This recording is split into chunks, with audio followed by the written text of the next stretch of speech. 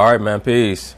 So as most brothers who follow my channel for a while know, I've always stated that Shaquille O'Neal is one of the most impactful forces in the history of the modern NBA. If we view the league from 1979 to today, 2019, or heading into the 2019-2020 season, in my view, the most impactful players in the history of the league during that stretch were Michael Jordan, Shaquille O'Neal, and Steph Curry. I didn't say the greatest players, I said the most impactful players. Those were the three players, in my view, who totally changed the paradigm of winning in the league, and they made all the other teams say to themselves, we have to start playing like that team if we want to win. What I also say about Shaq is this: out of all the great players in the history of the league, he probably underperformed when held in juxtaposition to what you expected of his greatness than any other player in league history, other than maybe Wilt Chamberlain. Shaq left a lot of championships on the floor. He left a lot of points on the hardwood floor as well, because he did not take his physical fitness and his conditioning as seriously as he probably should have, as Kobe Bryant attested to himself, even though I think that Kobe Bryant said it in a very conniving way in order to exalt himself surreptitiously, which is Kobe's way. But this video is about Shaq, so we'll stick to Shaq. He's still upset at the greatest season that he ever had. Shaquille O'Neal I'm talking about, that being the 1999-2000 season, which is one of the greatest seasons that any player has ever had in the history of the league. He certainly was the most dominant force in the NBA. And I'd say that probably in that year, he was the most dominant player in the modern history of the NBA. When you compare the greatest seasons that any other player has ever had during that stretch, Shaquille O'Neal was without a doubt in my mind the most dominant player for that season than any player during that stretch of 40 years. Now, Hakeem Olajuwon, who I consider to be the most skilled big man of all time, he was able to outsmart Shaq in the 1995 NBA Finals. And according to Kenny Smith, he stated that he and Hakeem were speaking about the 2000 Finals in which Shaq appeared. They played against the Indiana Pacers. And according to Kenny Smith, he stated that Hakeem looked at him and said, we could not have beaten this Shaq right here. We were able to beat the 1995 Shaq, but we would not have been able to beat this Shaq right here. So even Hakeem knew that when he was going against the 1995 version of Shaq, he was going against someone who was still in their gestating period. He was growing and getting better. And we all knew that when we watched Shaq in the mid-90s. It was very similar to watching Jordan in the late 80s. If he ever figures it out, if he ever finds the right coach and the right system for him, there's going to be anywhere from a 3 to 7 year stretch where he's going to be contesting for a championship every year, and he'll be considered the favorite every year. And that's pretty much what happened to Shaq from 1999 all the way to 2006. He won his 4 championships during that 7 year stretch. He's still upset, though, because of that 2000 season. He believed that he should have been the first player who won a unanimous MVP award. Do I agree with him? No, I do not agree with him. Because if you look at the precedent that was set by Steph and Curry, the reason why he was the first unanimous MVP is because not only was he the most proficient player in the NBA, he set personal milestones for himself. He was able to become the first player in the history of the league to go 50, 40, 90 and average 30 points a game. That's an extraordinary level of proficiency, but also his team broke the record for wins in the regular season.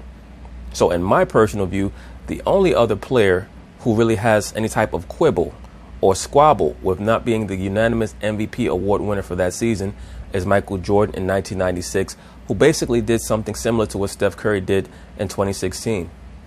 If you were to compare Steph Curry's season to Michael Jordan's season, the 1996 versus 2016 seasons, they basically had the same year.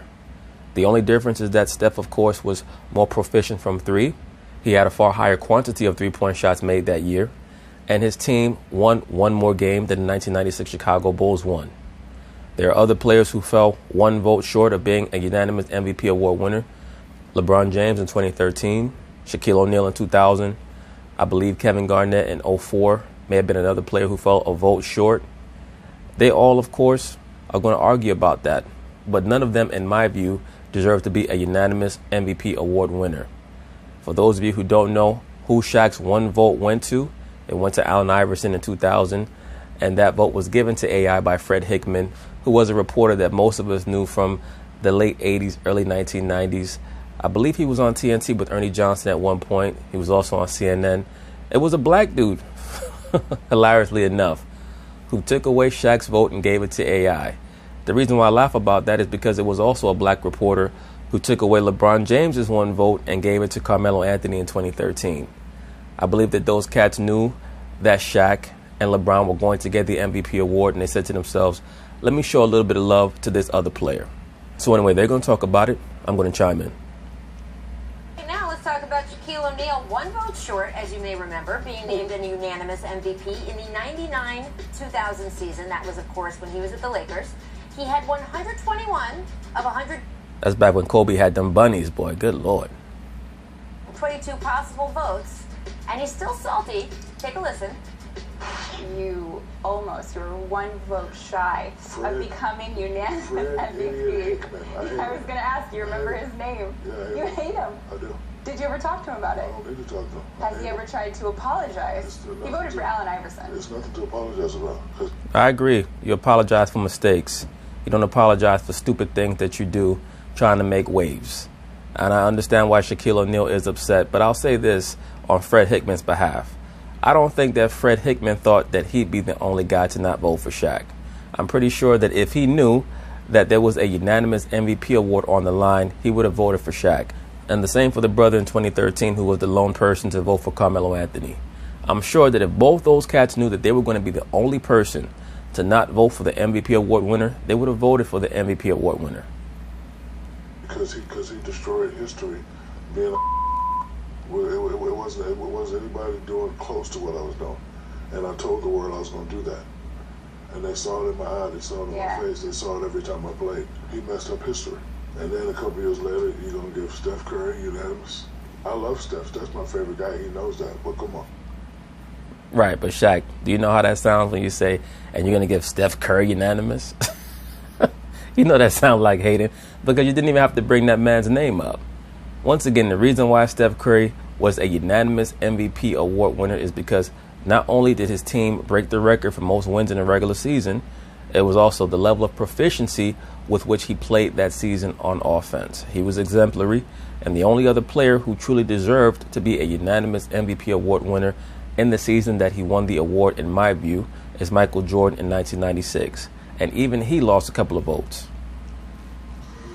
Jackie, I'm supposed to ask you if you're surprised that Shaq is still salty, but Shaq still being salty is probably the least surprising thing ever. But what do you think of the vote? I don't blame Shaq, and I love Fred Hickman. You know I love you, but you blew this, buddy. You just did. This was Shaq at his best. He averaged 40 minutes a game. He averaged almost 30 and 13. And Iverson that year, 4.7 assists. Shaq, 3.8 assists.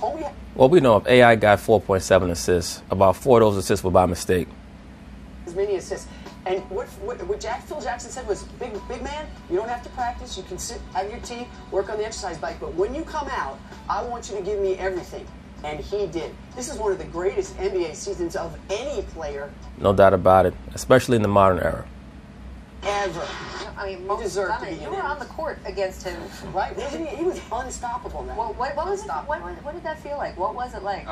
It wasn't fun. It was not fun playing against Shaq. You know, I didn't fear too many players during my career, but Shaq was one of those guys that I feared. And the fact that you had to come down and double team on him, he had the speed, the power, the spins. He was just a very difficult guy for us to defend as a team. Not for me as an individual, but I had to come down and double team. Yeah. And that was almost worse than guarding him because he was swinging with his arms.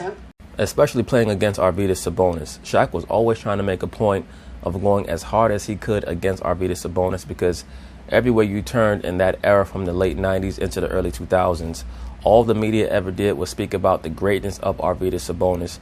He was a very good high basketball IQ center during that time period, but his best days were behind him, and Shaq always tried to make a point of going hard at him. And of course, Scottie Pippen was on those Portland Trailblazer teams with Sabonis, so that's who he's talking about. He had to assist in trying to guard Shaquille O'Neal. Shaq was never, he had a temper, but you know what? Even if he turned and hit you, he'll like give you a look like, you're okay. Remember that. Yeah. But you know, he was just such a dominant player, and I have to agree, they blew it because Shaq was a special player. Would you be bruised up after playing him? Yeah, I mean, our whole game plan was if you're going to double team. In the 1995-96 season, Jordan had 98.6% of the vote, so he probably had about 3 or 4 people who did not vote for him. You better get there before the ball get there, because if you get there after, it's just you're just gonna be part of a poster. Yeah, I mean, look, Richard Jefferson was on our show the other day, and he was talking about playing Shaquille O'Neal's Lakers team in the NBA Finals, right? When Richard was on the net. Yes, when Richard told the truth. And he said, they were like, well, we hope Kobe's the one trying to shoot, which is like a sentence that should never come out of your mouth, but... Why not? Kobe Bryant was a gunner. Everybody knew that. Unless he was hot from the outside, you actually wanted him to try to dominate the basketball because he was going to take his teammates out of the game. He was going to take the most offensively proficient and dominant force in the league and Shaquille O'Neal out of the game. That's what you wanted. Kobe was a 43% shooter in some of the years of his career. When he played along Shaq, he was around 46%. Shaq was going to shoot 55 to 58% from the field because it was going to be mostly dunks. So, of course, you want Kobe Bryant to take most of those shots. He makes very bad decisions on the basketball floor. Everyone who pays attention understands that. Just compared to Shaq, they were like Shaq. He was never the same, really, again, because he was pretty injury-free that year, and he started to have little things that went wrong after that. That was vintage Shaq. It was never that good again for him. Even I, who believes that Allen Iverson is a saint that should be recognized as such.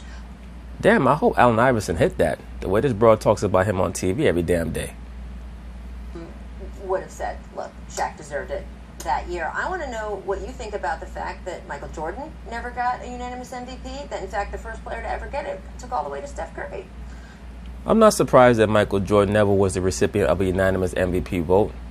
During the late 80s, the league was trying to transition from the Magic Johnson, Larry Bird era, and they were always trying to market other great players, not just Michael. Michael, of course, was the top player that they marketed, but they also understood that Michael was getting so much marketing off the basketball floor with his endorsements, they almost wanted to promote other players as competition for him.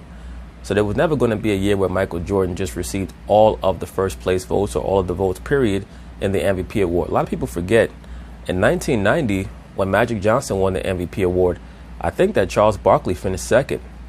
In 1993, when Charles Barkley won the MVP award over Jordan, Jordan did not even finish second. I believe second was Hakeem Olajuwon in 1993. Michael finished third, and Patrick Ewing was literally right behind him, nipping at his heels. So there was always a far more competitive spirit during that era when it came to the great players. I mean, it's pretty shocking, but, you know, you have to give credit to the other players that played in that era. Right. You know, Shaq's season was truly a tremendous season. Obviously, Steph had one of the greatest seasons of all time, shooting the basketball and winning the amount of games that they won in that one season, which really made them stand out. But yeah, Michael, you know, there was always Charles Barkley, guys that competed, Hakeem Olajuwon. So there was always a few votes that were kind of shared. He never really dominated the game on the court where the other great players are viewed as being so far beneath him. Unlike what gets propagated on social media and on the internet today about how Jordan did not play against great competition. It wouldn't surprise me if Jordan lost a couple of first place votes in 1996 to Shaq and probably Gary Payton. Saw him being so dominant like they did with Shaq, like they did with Steph. But they should have. They should have. Although, you know, part of it was because he played with you, honestly, because you were such a high caliber Hall of Fame player. I think that was part of it. Well, they didn't give me no votes. I know they didn't. But I do think... Well, in 1994, you got some votes, Scotty. I think to Jackie's point, right? So you see players on that list, and obviously we know Steph Curry won 2 MVPs. We know Kevin Durant won an MVP, but once they started playing together, they weren't in the lead, really in the running for getting another MVP. Because absolutely, they canceled each other out. That's a great point. They said, oh, well, they had him, and I think that MJ had that same effect because, hey, well, he has Scotty, and some people sort of took some of that away. Maybe that's what Freddie Hickman was thinking because Shaq did have a young Kobe Bryant. It's so... No, I think what Freddie Hickman was thinking is that Shaquille O'Neal's definitely going to win the MVP award. Let me give a little shout out to Allen Iverson for what he did in Philadelphia. The word dominant, right? Because you can have arguments of who the greatest player of all time is, and I actually like recently it's been more players have come out and said, come on, we can't keep having this debate because everyone's different, eras are different. Who do they say is the most dominant? Players are different. Michael Jordan's still top. Well, I mean, I know a player. No, that's not who they say is the most dominant. So you answered the question wrong, Rachel Nichols, or you were not paying enough attention to the question that Scottie Pippen asked you. He asked you, who do they say is the most dominant? In other words, Scotty's about to tell you that dominance and greatness are two different things. Michael, to that degree, to me, Shaq was. Well, that's what I was going to say. So Michael Jordan sort of still tops people's list of best player, but when they say most dominant, it is Shaq. You're absolutely right, and it's an interesting distinction. Unstoppable when he was. I mean, I would say Michael is probably the most unstoppable. Yes. But when you talk about dominant, like, we used to have to try to stop Shaq from running. Like, that was kind of the game plan. Like, don't let Shaq run. Right. You know, it's like. That's why the Bulls will put Dennis Rodman on Shaq, especially in the 1996 playoffs, because they needed a player who had the same level of stamina running up and down the floor. Despite the penchant that Shaq had in the early 2000s to kind of dog it when it came to running up and down the floor, in the early to mid-90s, once again, he was considered a physical marvel. He could dash up and down, back and forth across the floor, and the Bulls had a player in Dennis Rodman who could nullify a lot of his rim runs. Also, Dennis Rodman was so strong in the lower body, he really could almost halt Shaq when he tried to back him down in the post. It really frustrated him. Oh, don't even think about him getting the ball. Just stop him from running. He gonna beat most of the players down the court. Amazing. Big guy. Very nimble. There you go. All right. But anyway, that's basically it on that. Peace.